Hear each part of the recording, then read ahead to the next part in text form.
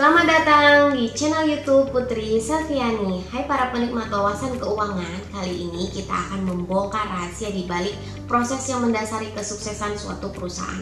Initial Public Offering atau yang biasa kita sebut dengan IPO. Mari kita telusuri bagaimana IPO menjadi landasan penting yang mengubah perusahaan dari status swasta menjadi perusahaan publik. Sekarang kita ke definisi IPO. IPO adalah singkatan dari Initial Public Offering. Ini adalah proses di mana sebuah perusahaan swasta pertama kali menawarkan sahamnya kepada publik secara terbuka di pasar saham. IPO mengubah status perusahaan dari swasta menjadi perusahaan publik. Melalui IPO, perusahaan dapat mengumpulkan dana dengan menjual sebagian kepemilikan saham kepada investor publik. IPO juga memungkinkan saham perusahaan diperdagangkan di bursa efek untuk pertama kalinya. Proses IPO melibatkan berbagai prosedur regulasi dan keuangan yang ketat yang harus dipatuhi oleh perusahaan yang ingin melisting sahamnya di pasar saham. Jadi apa saja sih manfaat go public itu? Yang pertama, membuka akses perusahaan terhadap sarana pendanaan jangka panjang. Alasan utama perusahaan go public adalah untuk mendapatkan dana dari pasar modal, memperbaiki struktur modal, dan meningkatkan nilai ekuitas. Dengan saham terdaftar di bursa efek, perusahaan bisa mendapatkan lebih banyak pendanaan, menarik investor, dan memperoleh reputasi yang baik di dunia keuangan. Ini juga memudahkan akses perusahaan ke pinjaman dengan resiko kredit yang lebih rendah serta memungkinkan penerbitan surat utang dengan bunga yang lebih kompetitif. Yang kedua adalah meningkatkan nilai perusahaan atau company value. Sebagai perusahaan publik, informasi nilai perusahaan tersedia untuk publik. Kinerja yang baik bisa meningkatkan nilai saham, menguntungkan nilai perusahaan secara keseluruhan. Pemegang saham dapat menjual saham mereka melalui bursa untuk memperoleh dana tambahan. Harga saham yang ditentukan oleh aktivitas perdagangan di bursa menjadi acuan bagi pemegang saham saat bertransaksi. Yang ketiga adalah kemampuan untuk mempertahankan kelangsungan usaha. Dalam perusahaan keluarga, pembagian peran antara pemilik dan manajemen bisa menjadi resiko. Sebagai perusahaan publik, pemegang saham bisa menjual sahamnya di Bursa Efek Indonesia. Kemungkinan manajemen oleh profesional sementara pemilik tetap mengawasi melalui laporan keuangan. Swaps utang menjadi saham bisa menjadi solusi saat kesulitan keuangan. Memungkinkan kreditur menjual saham melalui bursa. Ini sulit dilakukan jika perusahaan tidak terbuka untuk publik. Yang keempat adalah meningkatkan citra perusahaan. Pencatatan saham di Bursa Efek Indonesia membuka pintu untuk liputan media, analis sekuritas, dan penyedia data. Ini meningkatkan citra perusahaan, eksposur produk, dan layanan perusahaan. Dampaknya, peluang baru dan basis pelanggan yang lebih besar. Yang kelima adalah menumbuhkan loyalitas karyawan perusahaan. Karyawan lebih termotivasi dengan insentif saham saat perusahaan mereka terdaftar bursa. Program kepemilikan saham memperkuat rasa memiliki, meningkatkan profesionalisme dan kinerja. Ini juga strategi untuk mempertahankan karyawan kunci tanpa biaya tunai, memungkinkan mereka untuk menjual saham intensif yang diterima melalui Bursa Efek Indonesia. Hai teman-teman, mari kita jelajahi langkah-langkah awal yang penting bagi suatu perusahaan sebelum melangkah ke pasar saham dengan IPO-nya. Ini adalah momen yang menentukan di mana persiapan yang matang menjadi kunci sukses dalam menarik investor dan membangun fondasi yang kokoh di pasar modal. Jadi, apa saja sih yang perlu dipertimbangkan sebelum perusahaan itu IPO? Yang pertama adalah rencana bisnis jangka panjang. Yang kedua, kebutuhan dana IPO dan rencana bisnis. Yang ketiga, penentuan persentase kepemilikan publik. Yang keempat, pemilihan anak usaha untuk IPO. Dan yang kelima adalah nilai perusahaan dan masalah hukum. Jadi persiapan awal go publik itu yang pertama ada pembentukan tim IPO internal.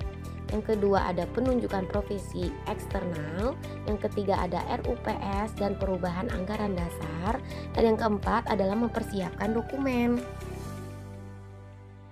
Yang pertama, pembentukan tim IPO. Pembentukan tim IPO internal penting untuk mempersiapkan perusahaan menuju IPO. Tim ini sebaiknya terdiri dari ahli keuangan, hukum, dan operasional bisnis. Mereka akan bekerja sama dengan profesional eksternal yang ditunjuk perusahaan untuk memudahkan alur dokumen dan komunikasi dalam persiapan prospektus untuk pasar modal. Yang kedua adalah penunjukan profesi eksternal. Perusahaan perlu memilih beberapa pihak untuk membantu proses IPO, termasuk penjamin emisi, akuntan publik, konsultan hukum, notaris, penilai, dan biro administrasi efek. Seleksi harus mempertimbangkan rekam jejak, reputasi, biaya, dan keberadaan mereka yang terdaftar di OJK. Profesional yang dipilih harus memiliki pengalaman dalam membantu proses IPO di perusahaan lain. Yang ketiga adalah RUPS dan perubahan anggaran dasar. Perusahaan mengadakan RUPS untuk mendapatkan persetujuan go public dari seluruh pemegang saham serta menetapkan jumlah saham yang akan ditawarkan kepada publik. Perubahan anggaran dasar dari PT tertutup ke PT terbuka juga perlu dilakukan. Selain itu, pembentukan sekretaris perusahaan, audit internal, dan komite audit juga merupakan tahapan yang penting. Yang keempat adalah mempersiapkan dokumen untuk go public dan mencatatkan saham di Bursa Efek Indonesia. Perusahaan perlu menyampaikan pernyataan pendaftaran ke OJK dan permohonan pencatatan saham ke Bursa Efek Indonesia dengan dokumen seperti profil perusahaan, rencana IPO, laporan uji tuntas hukum, laporan keuangan audit, laporan penilai jika ada, anggaran dasar yang disetujui, prospektus yang mencakup informasi sebelumnya, dan proyeksi keuangan. Yang kedua, kita bahas yuk proses penawaran umum dan pencatatan saham. Yang pertama ada persiapan, yang kedua ada evaluasi, yang ketiga ada book building, yang keempat ada IPO pasar perdana, dan kelima adalah IPO pasar sekunder. Yang pertama adalah persiapan. Bentuk tim internal, pilih underwriter, siapkan dokumen untuk RUPS, perubahan anggaran dasar, serta dokumen untuk BEI dan juga OJK. Yang kedua adalah evaluasi. Ajukan pencatatan saham ke BEI serta dokumen profil perusahaan, laporan keuangan, opini hukum, proyeksi keuangan, dan sebagainya. Ajukan juga titipan kolektif ke KSEI, BEI, evaluasi permohonan undangan, presentasi perusahaan, dan jika persyaratan terpenuhi, beri persetujuan prinsip. Yang ketiga adalah book building.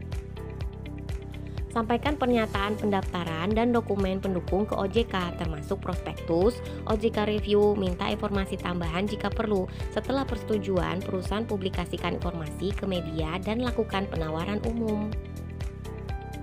Yang keempat adalah IPO. Penawaran saham kepada publik berlangsung selama 1-5 hari kerja.